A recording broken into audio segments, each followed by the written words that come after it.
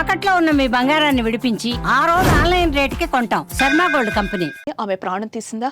యువతి మృతి వెనుక వివాహేతర సంబంధమే కారణమా? ఎందుకు ఆమె ఆత్మహత్య చేసుకుందా?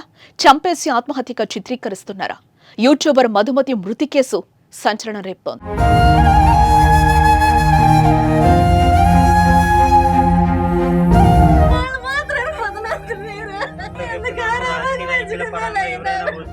ఉమ్మడి కృష్ణా జిల్లా తిరువూరు నియోజకవర్గంలో కొండూరు గ్రామానికి చెందిన 22 ఏళ్ల మధుమతి నిత్యం సోషల్ మీడియాలో యాక్టివ్ గా ఉండేది. కాసింత అందంగా ఉండడంతో ఇన్స్టాగ్రామ్ లో రీల్స్ చేయడం మొదలుపెట్టింది. రోజు రోజుకు తన రీల్స్ కు ఫాలోవర్స్ పెరగడం గమనించింది. ఈలోగానే ఆమెకు సపరేట్ గా ఫ్యాన్ బేస్ క్రియేట్ అయిపోయింది. ఆ విధంగా లక్షల్లో సబ్స్క్రైబర్లను సొంతం చేసుకుంది. ఇలా సాఫీగా సాగిపోతున్న ఆమె జీవితంలో ఏం జరిగిందో ఏమో కానీ ఒక్కసారిగా ఆమె విగత జీవిగా కనిపించింది. అనుమానాస్పద స్థితిలో మధుమతి మృతి చెందింది. తన అమ్మమ్మ ఇంటికి వెళ్లి అక్కడే ఉరి వేసుకుని ఆత్మహత్య చేసుకుంది. ఈ విషయం తెలియగానే ఆమె తల్లిదండ్రులు షాక్ అయ్యారు.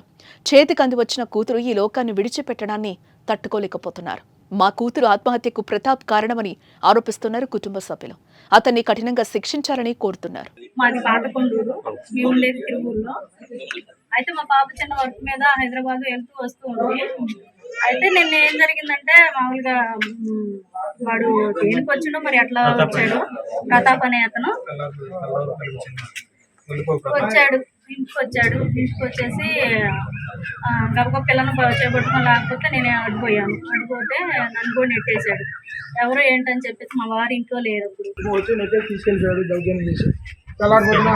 తీసుకెళ్ళిన తర్వాత మీరు తీసుకెళ్ళిన తర్వాత వాళ్ళ విసనపేట తీసుకెళ్ళాడంట. విసనపేట మరి తెల్లపిల్ల వాళ్ళ తల్లిదండ్రుల దగ్గర తీసుకెళ్ళాడంట. అక్కడ ఏ వాగ్వాదం దగ్గర తిరిగి తర్వాత మళ్ళీ మా అత్తగారి ఇంటికి తీసుకొచ్చారంట. తీసుకొచ్చి అప్పచెప్పి మళ్ళీ తెల్లారిపోతున్నే మా అత్తగారు ప్రాథమిక సమయం వాళ్ళంతా వచ్చి నలుగురు కలిసి అమ్మాయిని చంపి ఉరేసుకుందని చెప్పి మళ్ళీ వాళ్ళే హాస్పిటల్కి తీసుకొచ్చి విసనపేట తీసుకొచ్చి జాయిన్ చేశారు. డాక్టర్ గారు చనిపోయినట్టు నిర్ధారించారు. తర్వాత మేము వేరే ఫ్రెండ్ బంధువుల ద్వారా తెలుసుకున్న విషయం. మాకైతే వాళ్ళు ఎటువంటి విషయం తెలియజేయలేదు. మాకు బంధువుల ద్వారాగా తెలిస్తేనే మేము వచ్చాము. తీసుకెళ్ళినోడు కనీసం ఇన్ఫర్మేషన్ కూడా ఇవ్వలేదు.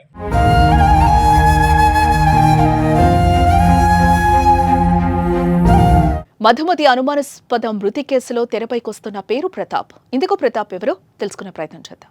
రీల్స్ చేస్తున్నప్పుడు పరిచయమో ఏమో తెలియదు కానీ గత కొన్ని రోజుల నుంచే ప్రతాప్ అనే వ్యక్తితో మధుమతి క్లోజ్ గా ఉంటున్నట్లుగా తెలుస్తోంది. అయితే ఇదే విషయంపై మధుమతిని తల్లిదండ్రులు కూడా హెచ్చరించారంట.